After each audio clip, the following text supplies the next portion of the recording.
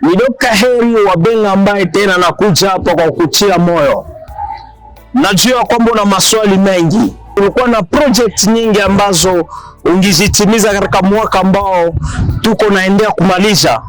Una maswali ukijiuliza, itawezekana kweli?